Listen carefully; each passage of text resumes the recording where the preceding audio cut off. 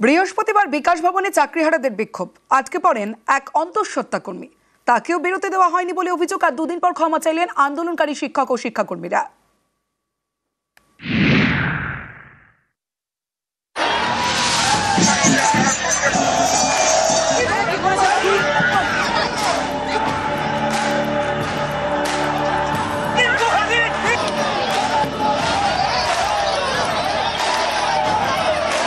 ভেতরে যারা অবরুদ্ধ ছিলেন তাদের থেকে প্যানিক কল আসতে থাকে। একজন সন্তান সম্ভবা মহিলা ছিলেন, অসুস্থ বোধ করছিলেন, তিনি বাড়ি যেতে চাইছিলেন। মাইকে বারবার অ্যানাউন্স করি বিনা দোষে আটকে আছেন তাদের বাড়ি ফিরতে দিন।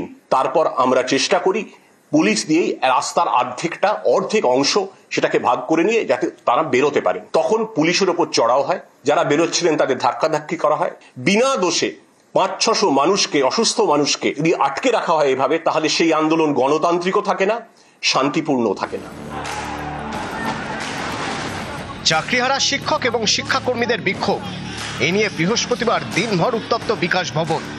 বিকাশ ভবনের একাধিক গেটে তালা দিয়ে দেন বিক্ষোভকারীরা। আটকে পড়েন অনেক কর্মী। তাদের মধ্যে একজন গড়িয়ার বাসিন্দা অর্পিতা বিশ্বাস। তিনি শিক্ষা দপ্তরের কর্মী, 3 মাসের অন্তঃসত্ত্বা।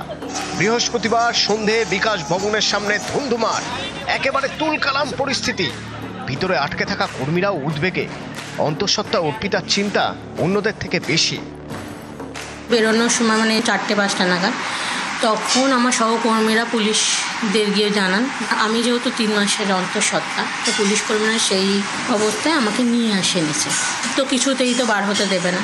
আমি বলি যে দেখুন না, আপনারা ছেড়ে দিন, কারণ বাড়িতে একটা সন্তান আছে এবং আমার এই পরিস্থিতি, আমি কোনো ওষুধপত্র সঙ্গে করে আনিনি, আমার বাড়ি থেকে ওষুধ খেতে হবে। তো ওনারা কিছুতেই রাজি হন না।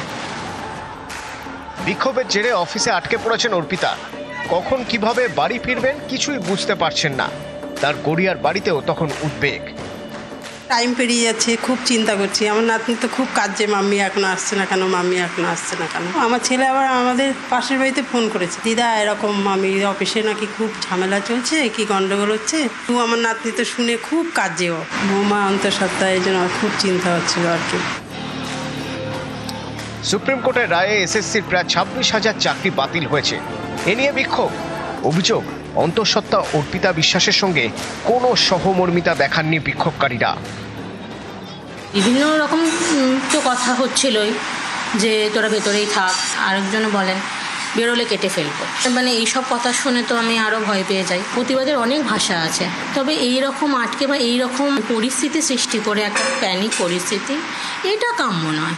যদি এরকম ঘটনা হয়ে থাকে যে একজন অন্তঃসত্ত্বা মহিলা তিনি আটকে পড়েছিলেন, আমরা জানতে পারিনি, আমাদেরকে জানানো হয়নি, কোনো অসুবিধা যদি হয়ে থাকে, আমি পার্সোনালি তার কাছে ক্ষমা চেয়ে নিচ্ছি, আমাকে ক্ষমা করবেন। আমরা আপনাদেরকে কোনোভাবে বিড়ম্বনায়, অসুস্থতায় ফেলতে চাইনি। বৃহস্পতিবার রাত 9:20-তে তালা ভেঙে বিকাশ ভবনে আটকে থাকা কর্মীদের বের করেন পুলিশ কর্মীরা। 9:30 নাগাদ অর্পিতা বিশ্বাস অফিস থেকে বাইরে বেরোতে পারেন বলে দাবি। বৃহস্পতিবারের সেই ভয়ানক অভিজ্ঞতার কথা মনে পড়লে এখনো আতঙ্কে শিউরে উঠছেন শিক্ষা দপ্তরের কর্মী অর্পিতা। সুদীপ্ত সেন, নিউজ 18 বাংলা।